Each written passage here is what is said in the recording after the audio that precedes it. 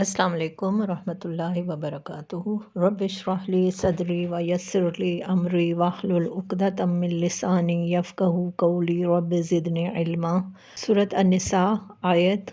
91 سے۔ اعوذ باللہ من الشیطان الرجیم، بسم اللہ الرحمن الرحیم۔ ستجدون، عنقریب تم پاؤ گے، آخرین دوسروں کو، یریدون وہ چاہتے ہیں، ان کہ یامنوکم کہ وہ امن میں رہیں تم سے، ویامنوا اور وہ امن میں رہیں قومہم اپنی قوم سے۔ کلما جب بھی ردو وہ لوٹائے جاتے ہیں، الی الفتنۃ طرف فتنے کے، ارکسوا وہ الٹا دیے جاتے ہیں، فیہا اس میں، فإن پھر اگر لم نہ یعتزلوکم وہ الگ رہے تم سے، ویلقوا اور وہ ڈالیں الیکم السلم طرف تمہارے صلح کو، ویکفوا اور وہ روکیں ایدیہم اپنے ہاتھوں کو، فخذوہم تو پکڑو انہیں، وقتلوہم اور قتل کرو انہیں، حیث جہاں کہیں، ثقفتموہم پاؤ تم انہیں، وَأُولَئِکُمْ اور یہی لوگ ہیں، جعلنا بنایا ہم نے، لکم تمہارے لیے، علیہم جن پر، سلطاناً غلبہ، مبینہ واضح۔ اس آیت میں اب ایک اور قسم کے منافقوں کا ذکر کیا جا رہا ہے، اور کہا جا رہا ہے کہ ایک اور قسم کے منافق تمہیں ایسے ملیں گے جو چاہتے ہیں کہ تم سے بھی وہ امن میں رہیں اور اپنی قوم سے بھی امن میں رہیں، مگر جب کبھی فتنے کا موقع پائیں اس میں وہ کود پڑتے ہیں۔ ایسے لوگ اگر تمہارے مقابلے سے باز نہ رہیں اور صلح اور سلامتی تمہارے آگے پیش نہ کریں اور اپنے ہاتھ نہ روکیں، تو پھر وہ جہاں ملیں انہیں پکڑو اور مارو، اور ان پر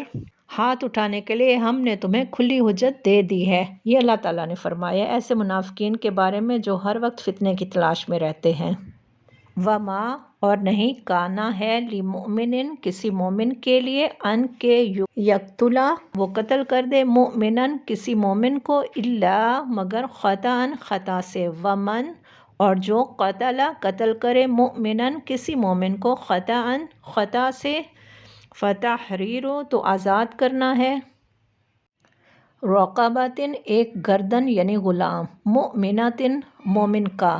ودیۃ اور دیت، مسلمۃ جو سپرد کی جائے گی، الی طرف، اہلہ اس کے اہل یا وارثوں کے، الا مگر، ان یہ کہ، یصدقوا وہ معاف کر دیں، فإن پھر اگر، کانا ہے وہ، من قوم ایسی قوم سے، عدو جو دشمن ہے، لکم تمہاری، وہو اور وہ، مؤمن مومن ہے، فتحریر تو آزاد کرنا ہے، رقبۃ ایک گردن یا ایک غلام، مؤمنۃ مومن کا، وإن اور اگر، کانا ہے وہ، من قوم اس قوم سے، بینکم درمیان تمہارے، وبینہم اور درمیان ان کے، میثاق پختہ عہد ہے، فدیۃ تو دیت، مسلمۃ جو سپرد کی جائے گی، الی طرف، اہلہ اس کے وارثوں کے، اس کے اہل کے، وتحریر اور آزاد کرنا ہے، رقبۃ ایک گردن،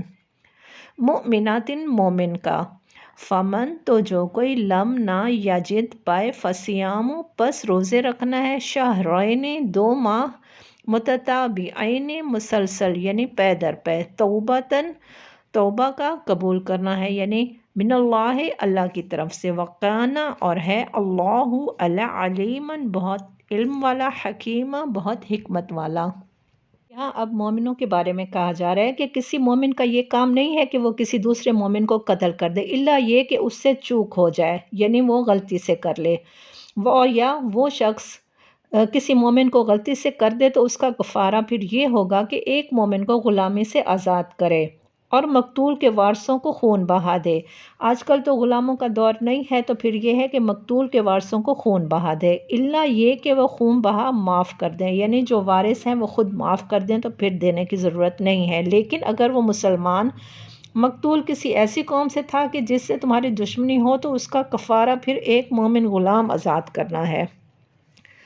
ٹھیک ہے، پھر یہ ہے کہ اگر وہ کسی ایسی غیر مسلم قوم کا فرد تھا جس سے تمہارا معاہدہ ہوا تھا تو اس کے وارثوں کو خون بہا دیا جائے گا، اور ایک مومن غلام کو آزاد بھی کرنا ہوگا۔ پھر یہ ہے کہ جو غلام نہ پائے پھر وہ کیا کرے، تو اس کے لیے پھر یہ حکم ہے کہ وہ پے در پے 2 مہینے کے روزے رکھے گا، اور یہ اس گناہ پر اللہ تعالیٰ کی طرف سے توبہ کرنے کا طریقہ ہے، اور اللہ علیم و دانا ہے۔ اب اس آیت میں ہمیں کچھ اہم پوائنٹ ملتے ہیں، وہ یہ ہیں کہ بھول چوک سے قتل ہو جائے تو پھر کیا کرنا ہے۔ تو پھر یہاں پر ان منافقوں کا ذکر نہیں ہے جن کے قتل کی اجازت دی گئی ہے، بلکہ ان مسلمانوں کا ذکر ہے جو یا تو دارالاسلام کے باشندے ہوں یا پھر وہ دارالحرب یا دارالکفر میں ہوں اور دشمنان اسلام کی کارروائیوں میں ان کی شرکت کا کوئی ثبوت بھی نہ ہو۔ ٹھیک ہے، پھر یہ ہے کہ اس میں ایک اور بات کہی گئی ہے کہ غلام کو آزاد کرنا ہے۔ تو یہ ہے کہ چونکہ مقتول مومن تھا اس لیے اس کے قتل کا کفارہ ایک مومن غلام کی آزادی قرار دیا گیا ہے۔ پھر یہاں پر ہے کہ مقتول کے وارثوں کو خون بہا دینا ہے، تو پھر یہ ہے کہ نبی کریم صلی اللہ علیہ وسلم کے زمانے میں خون بہا کی مقدار 100 اونٹ یا 100 گائیں یا 2000 بکریاں فرمائی گئی تھیں، اور اگر دوسری کسی شکل میں کوئی شخص خون بہا دینا چاہے تو اس کی مقدار انہی چیزوں کی بازاری قیمت کے لحاظ سے دی جائے گی۔ ٹھیک ہے، پھر یہ ہے کہ یہ بات واضح رہے کہ جو خون بہا ہے یہ مقدار جو مقرر کی گئی ہے قتل عمد کی صورت کے لیے نہیں ہے بلکہ قتل خطا کی صورت میں ہے، یعنی جان بوجھ کر جو قتل ہے وہ اس کی تو سخت سزا ہے، وہ تو بہت سخت گناہ ہے۔ یہ ہے کہ اگر قتل کوئی خطا سے ہو جاتا ہے تو پھر خون بہا دیا جائے گا۔ ٹھیک ہے، پھر یہ ہے کہ اگر یہ اس آیت میں ایک اور حکم دیا گیا ہے کہ مومن غلام کو آزاد کرنا ہے، تو اس آیت کے پھر چھوٹے سے کچھ اور تھوڑا مفہوم آتا ہے کہ یہ ہے کہ اگر مقتول دارالاسلام کا باشندہ ہے تو اس کے قتل کو خون بہا بھی دینا ہوگا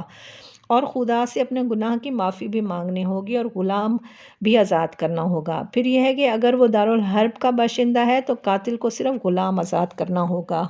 پھر یہاں پر روزے رکھنے کا ذکر ہے، تو مسلسل روزے رکھے جائیں گے اور اس کے بیچ میں کوئی ناغہ نہیں ہوگا، لیکن اگر کوئی شخص شرعی عذر کے بغیر ایک بھی روزہ چھوڑ دے گا بیچ میں سے تو اسے پھر نئے سرے سے روزے رکھنے ہوں گے۔